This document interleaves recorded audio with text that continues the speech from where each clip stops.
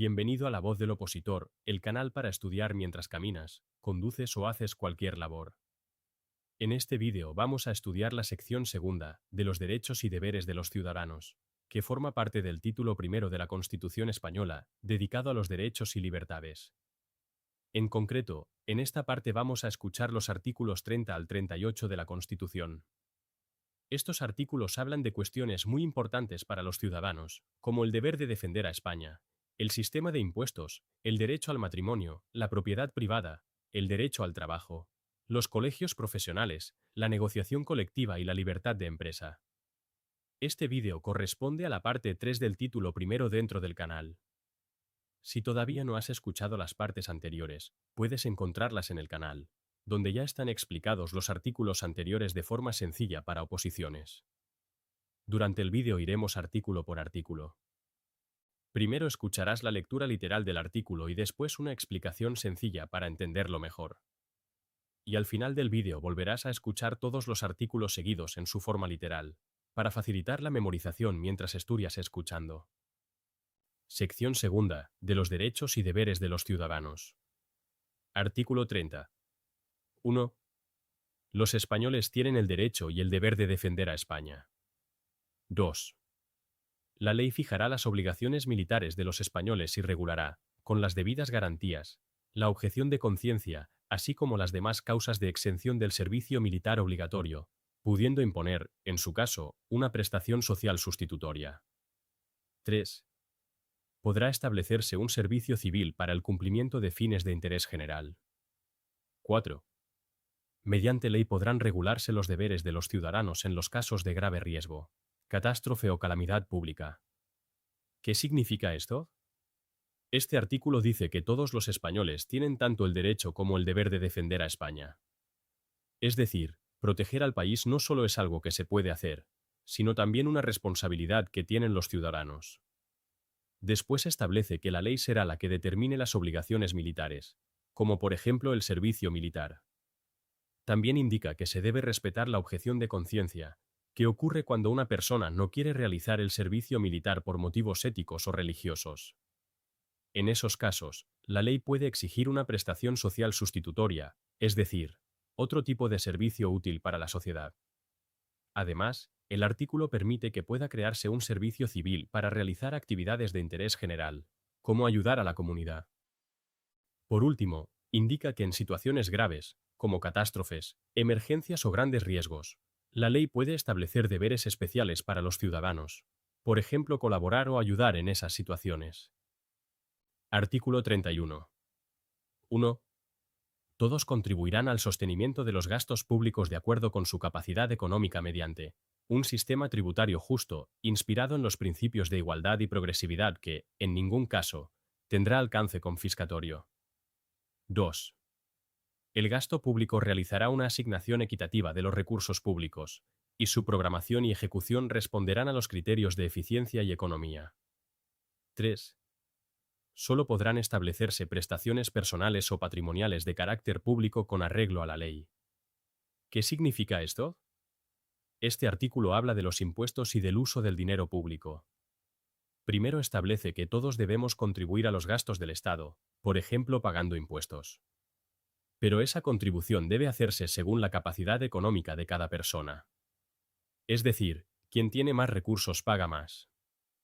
Además, el sistema de impuestos debe ser justo, igual para todos y progresivo, y nunca puede ser confiscatorio, lo que significa que el Estado no puede quitar a alguien prácticamente todo lo que tiene. Después indica que el dinero público debe repartirse de forma justa y utilizarse de manera eficiente y económica, es decir, gastándolo bien y evitando el despilfarro. Por último, señala que el Estado solo puede imponer obligaciones económicas o personales a los ciudadanos si lo hace, mediante una ley. Esto significa que cualquier impuesto, tasa o prestación pública debe estar aprobado legalmente. Artículo 32. 1. El hombre y la mujer tienen derecho a contraer matrimonio con plena igualdad jurídica. 2. La ley regulará las formas de matrimonio, la edad y capacidad para contraerlo, los derechos y deberes de los cónyuges, las causas de separación y disolución y sus efectos. ¿Qué significa esto? Este artículo reconoce que el hombre y la mujer tienen derecho a casarse, y hacerlo en condiciones de plena igualdad jurídica. Esto significa que, dentro del matrimonio, ambos tienen los mismos derechos y las mismas obligaciones, sin que uno tenga más poder legal que el otro. Después, establece que la ley será la encargada de regular todo lo relacionado con el matrimonio. Por ejemplo, las formas en que puede celebrarse, la edad mínima para casarse, la capacidad para hacerlo, los derechos y deberes de los cónyuges y también las causas y efectos de la separación o del divorcio. Artículo 33. 1. Se reconoce el derecho a la propiedad privada y a la herencia. 2. La función social de estos derechos delimitará su contenido de acuerdo con las leyes. 3.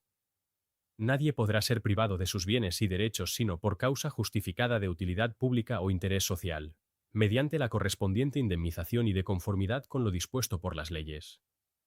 ¿Qué significa esto? Este artículo reconoce que las personas tienen derecho a tener propiedad privada y a recibir herencias. Es decir, cada persona puede tener bienes, como una casa o dinero, y también puede heredarlos de otras personas.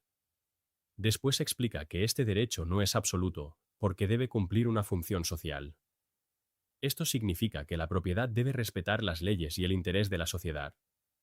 Por ejemplo, el uso de una propiedad no puede perjudicar a los demás. Por último, establece que nadie puede ser privado de sus bienes si no existe una causa justificada de utilidad pública o interés social. Y si esto ocurre, la persona debe recibir una indemnización, es decir, una compensación económica, siempre de acuerdo con lo que establezca la ley. Artículo 34. 1. Se reconoce el derecho de fundación para fines de interés general, con arreglo a la ley. 2. Regirá también para las fundaciones lo dispuesto en los apartados 2 y 4 del artículo 22. ¿Qué significa esto? Este artículo reconoce el derecho a crear fundaciones cuando su objetivo sea de interés general, por ejemplo, ayudar a la sociedad, promover la educación, la cultura o la investigación. Pero estas fundaciones deben crearse y funcionar según lo que establezca la ley. Además, el artículo dice que también se aplican a las fundaciones algunas reglas del artículo 22, que trata sobre el derecho de asociación. En concreto, el apartado 2 del artículo 22 establece que serán ilegales las organizaciones que persigan fines delictivos o utilicen medios que sean delito. Y el apartado 4 del artículo 22 indica que solo un juez puede ordenar la disolución o suspensión de una fundación mediante una resolución judicial motivada. Esto significa que no puede cerrarse una fundación de forma arbitraria. Artículo 35. 1. Todos los españoles tienen el deber de trabajar y el derecho al trabajo, a la libre elección de profesión u oficio, a la promoción a través del trabajo y a una remuneración suficiente para satisfacer sus necesidades, y las de su familia, sin que en ningún caso pueda hacerse discriminación por razón de sexo. 2. La ley regulará un estatuto de los trabajadores. ¿Qué significa esto? Este artículo establece que los españoles tienen tanto el deber como el derecho de trabajar.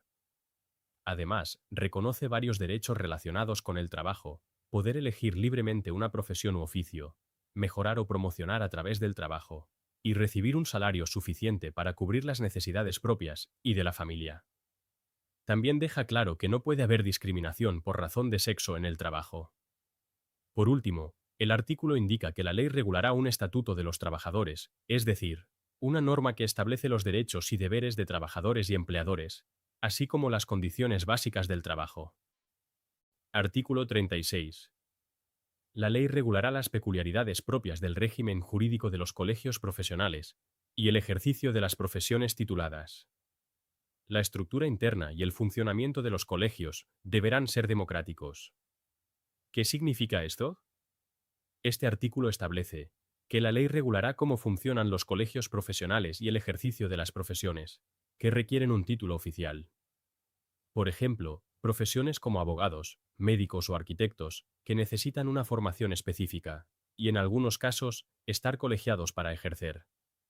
Además, indica que los colegios profesionales deben tener una organización y un funcionamiento democráticos. Esto significa que sus órganos y decisiones deben tomarse de forma participativa, respetando las reglas democráticas dentro de la propia organización. Artículo 37. 1. La ley garantizará el derecho a la negociación colectiva laboral entre los representantes de los trabajadores y empresarios, así como la fuerza vinculante de los convenios. 2.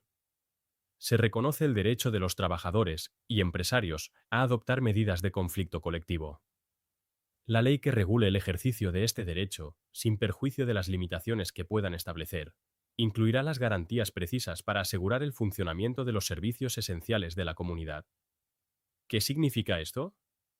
Este artículo habla de los derechos de trabajadores y empresarios en las relaciones laborales. Primero establece que la ley debe garantizar la negociación colectiva. Esto significa que los representantes de los trabajadores y de los empresarios pueden negociar las condiciones de trabajo, como salarios, horarios o vacaciones. El resultado de esas negociaciones son los convenios colectivos, que son obligatorios para las partes que los firman.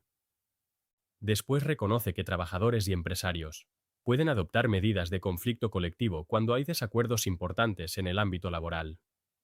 Por ejemplo, los trabajadores pueden hacer huelga o los empresarios pueden tomar otras medidas. Sin embargo, la ley debe asegurar que, incluso en estas situaciones, los servicios esenciales para la sociedad sigan funcionando, como por ejemplo la sanidad o el transporte básico. Artículo 38. Se reconoce la libertad de empresa en el marco de la economía de mercado. Los poderes públicos garantizan y protegen su ejercicio y la defensa de la productividad, de acuerdo con las exigencias de la economía general y, en su caso, de la planificación. ¿Qué significa esto?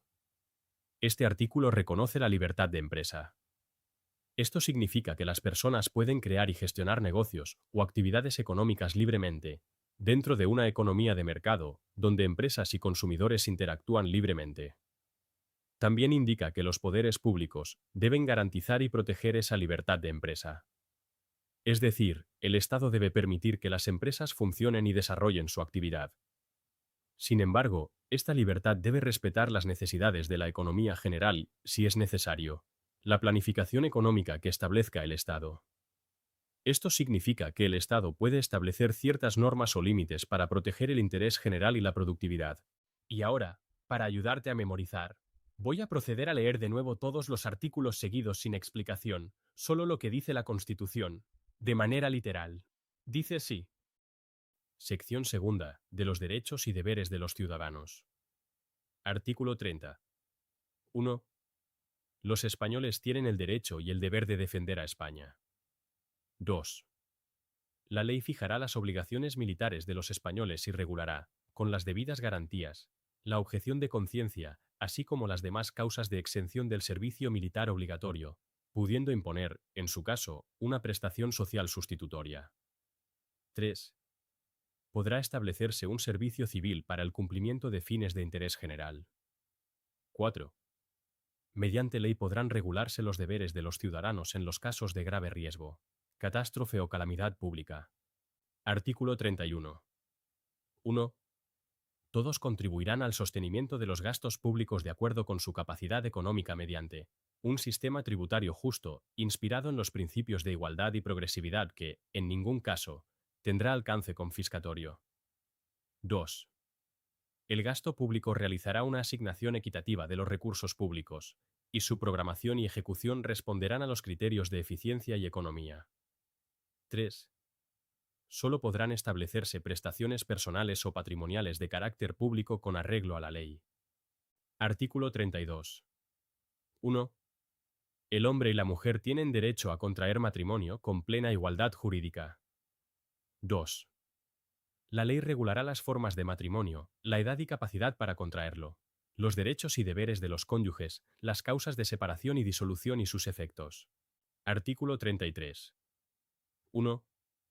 Se reconoce el derecho a la propiedad privada y a la herencia. 2. La función social de estos derechos delimitará su contenido de acuerdo con las leyes. 3.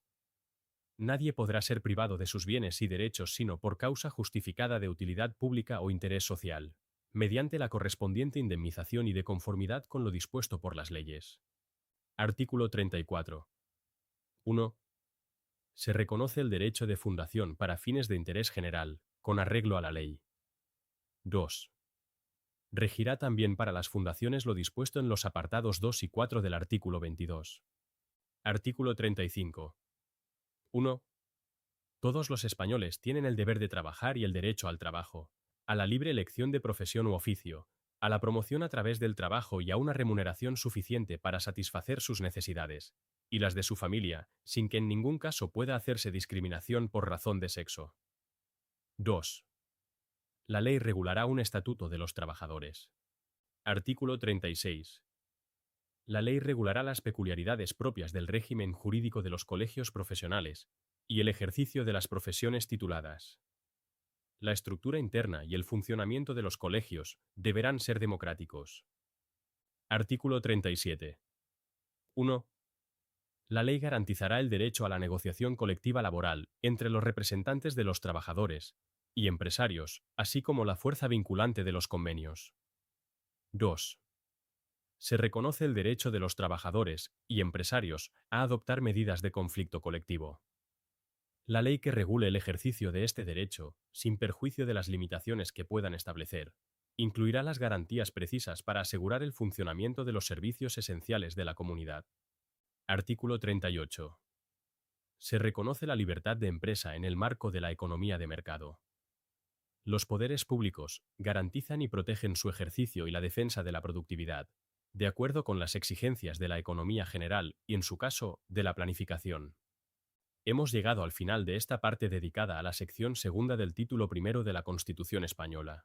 Si quieres repasar estos artículos o escuchar los anteriores, puedes encontrar todo el contenido ordenado en la lista de reproducción del canal dedicada a la Constitución española, donde están organizados para que puedas estudiarlos de forma sencilla mientras escuchas. En el siguiente vídeo continuaremos con el título primero. Será la parte 4, donde veremos los artículos 39 al 52, dedicados a los principios rectores de la política social y económica. Y si este formato te resulta útil para estudiar mientras caminas, conduces o haces cualquier tarea del día a día, suscríbete al canal para seguir repasando la Constitución de una forma cómoda y constante.